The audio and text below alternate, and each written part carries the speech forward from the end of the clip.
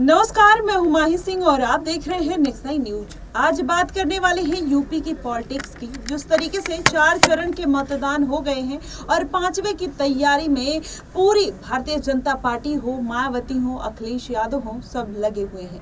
अब ऐसे में माना यही जा रहा है कि इस बार का जो सियासी समीकरण बनता हुआ दिखाई दे रहा है वो किसके खेमे में जाएगा। मायावती के साथ जाएगा, अखिलेश यादव के साथ जाएगा, या फिर इंडिया गठबंधन, या फिर भारतीय जनता पार्टी।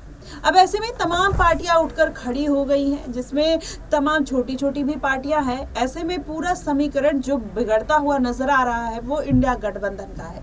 आपको बता दें, भारतीय जनता पार्टी ने जिस तरीके से, चाहे आर्टिकल 370 हो, चाहे आप बात कर लीजिए राम मंदिर की, या तमाम तरीके के उन्होंने मुद्दे उठाए, यूसीसी के मुद्दे उठाए, जिसमें कहीं ना कहीं जनता का वोट खींचते हुए नजर आए। अब ऐसे में भारतीय जनता पार्टी एक मजबूत स्थिति में दिखाई दे रही है, तो वहीं अखिलेश यादव इसमें पीछे नहीं नजर आ रहे हैं। कन्नौज सीट से पहले उन्होंने चुनाव न लड़ने का ऐलान किया था और उसके बाद फिर उन्होंने कन्नौज से नामांकन दाखिल कर दिया।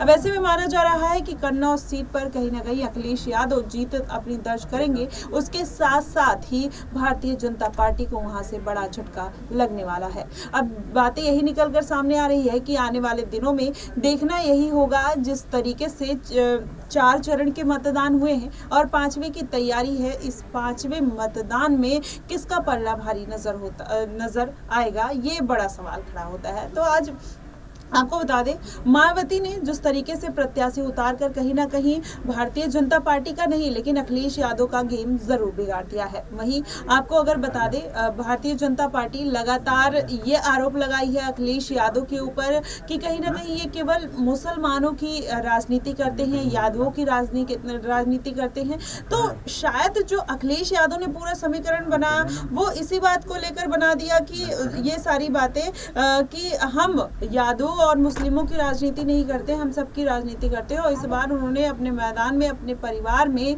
के लोगों को यादव समाज से उतारा है और किसी को नहीं उतारा। तो ऐसे में माना यही जा रहा है कि आने वाले दिनों में हो सकता है कि अखिलेश यादव जिस बात को लेकर फंसते हुए नजर आ रहे हैं, लगातार वो यादव वोट बैंक को लेकर फंसते हुए नजर आ रहे हैं। तो ऐसे में यादव वोट बैंक जो है उनसे छिटकता हुआ जा रहा है और मुस्लिम वर्ग भी अखिलेश यादव से छिटका है। तो ऐसे में जो इस पूरे यूपी के सियासी समीकरण की अगर बात करें तो उसमें अगर मजबूत स्थिति में देखा जाए, जो दलित वोटर्स हैं, या फिर आप पीडीएम की बात कर लीजिए, पीडीए की बात कर लीजिए, तो उसमें मजबूत स्थिति में अभी मायावती नजर आ रही है। यूपी की बात करते हैं अगर स्पेशली, तो उसमें मायावती मजबूत स्थिति में नजर आ रही है, क्योंकि मायावती ने जिस तरीके से अपने प्रत्याशियों को मैदान में उतारा है, सबसे ज्यादा उसमें मुस्लिम है और उनकी जो 14 बाहुल्य मुस्लिम सीटें हैं, कहीं ना कहीं मायावती उस पर अपनी नजरें गड़ाई हुई हैं। अब ऐसे में माना यही जा रहा है कि भले मायावती सीटों पर जीत नहीं दर्ज कर पाएंगे, लेकिन कहीं ना कहीं अखिलेश यादव का पूरा गेम बिगाड़ देंगे, क्योंकि अखिलेश यादव ने कोई मुस्लिम प्रत्याशी नहीं उतारा, यादव प्रत्याशी नहीं उतारा। ऐसे में अब क्या जनता उनको सपोर्ट करेगी या नहीं करेगी, अब ये बड़ा सवाल। और कहीं ना कहीं यादव बैंक है चाहे मुस्लिम बैंक है, अखिलेश यादव से छिटकता हुआ नजर आया और नाराजगी जो देखी जा रही है खासकर इसी बात को लेकर देखी जा रही है। और ऐसे में अब ये पूरा जो अटेंशन वो मायावती की तरफ होता हुआ जा रहा है। अब जनता कहीं ना कहीं मायावती और चंद्रशेखर आजाद इन सभी तमाम नेताओं पर विश्वास करती हुई दिखाई दे रही है और मायावती इस बार काफी मजबूती में दिखाई दे रही है। लेकिन वही भारतीय जनता पार्टी ने जिस तरीके से राशन का मुद्दा उठाया, राम मंदिर का, आर्टिकल 370 और यूसीसी का, तो ऐसे में माना जा रहा है कि एक जो वर्ग है, जो पढ़ा लिखा वर्ग है, वो भारतीय जनता पार्टी के साथ जाता हुआ दिखाई दे रहा है। हालांकि भाजपा ने 400 पार का नारा जरूर लगाया है, लेकिन 400 पार का नारा तो नहीं कंप्लीट होगा। लेकिन अगर 350 तक सीटें भाजपा इस बार के चुनाव में